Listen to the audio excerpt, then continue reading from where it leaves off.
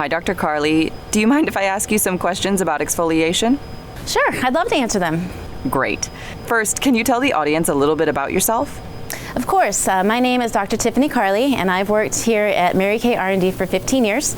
Right now, I'm an associate principal scientist on the skin and clinical research team in R&D. So I study basic skin biology to identify and develop new technologies that provide skincare benefits. Awesome. Now, what exactly is exfoliation? Right, so in terms of skincare, exfoliation is just the process of removing dead skin cells. So you can achieve this either with a physical exfoliant like a scrub or by using a chemical exfoliant, which uses an acidic chemical like glycolic acid instead of granules to remove dead skin cells. So why is exfoliation so important? Well, the skin renews itself every 30 days or so, but sometimes the uppermost dead skin cells are not completely removed naturally. So exfoliation helps clear off these excess cells so that the new underlying skin cells can be revealed. Exfoliation helps smooth skin texture and may also prevent the development of dry, flaky skin. It can also help improve skin radiance, texture, and clarity, and also reduce the appearance of lines and wrinkles. How should I exfoliate in light of the rest of my skincare routine?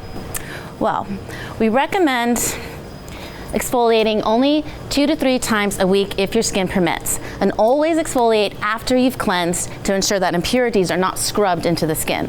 After that, you can continue with the rest of your regimen, starting with your toner and finishing with your SPF. So why is applying the products in that order important? Applying serums after exfoliation can be helpful because your skin might absorb the serums more readily, and applying moisturizers after exfoliating may help soothe the skin. What about people who use retinol? Does that change how they should exfoliate? Yes. So if you are using a retinol product and your skin is still in the retinization period, we don't recommend using exfoliation products as it might increase potential for discomfort. But after the retinization process is complete and your skin is adjusted, you can use exfoliation products on the evenings that you're not using retinol. But if you experience any skin discomfort, scale back on exfoliating based on your skin's tolerance. That's great information. Now, is it possible to exfoliate too much?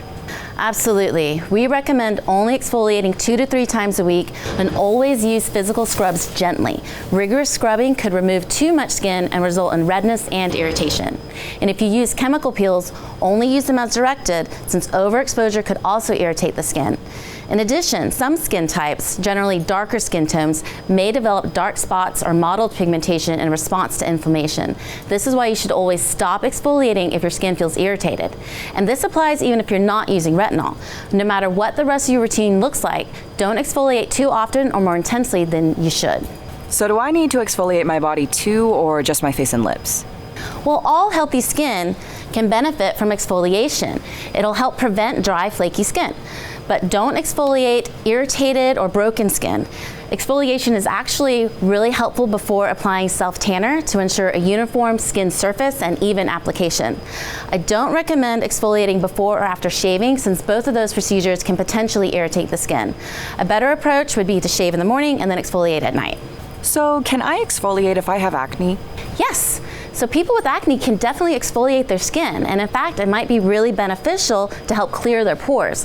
However, it's really crucial to avoid exfoliating any active lesions or pimples. So I have to wear a mask. Can I still exfoliate? Well, if wearing a mask irritates your skin, I don't recommend exfoliating or really using any products that can further irritate your skin immediately prior to wearing one.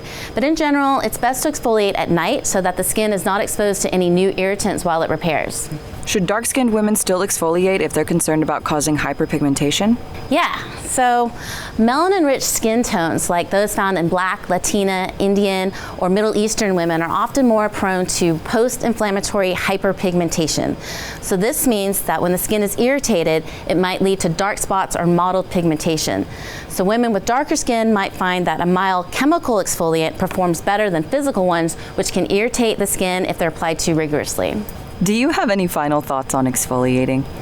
Yeah, well, whether you're new to skincare or have a well-thought-out regimen, you've probably heard a lot of myths and misconceptions about exfoliation that cause more harm than good. I've answered a lot of common questions about exfoliation today, but your independent beauty consultant can be a great advocate for your skin, whether she's helping you find the best exfoliator for your skin or showing you how to use it. So if you're not already connected to one, visit marykay.com today and find your personal skincare advocate so she can help you safely care for your skin one peel or scrub at a time.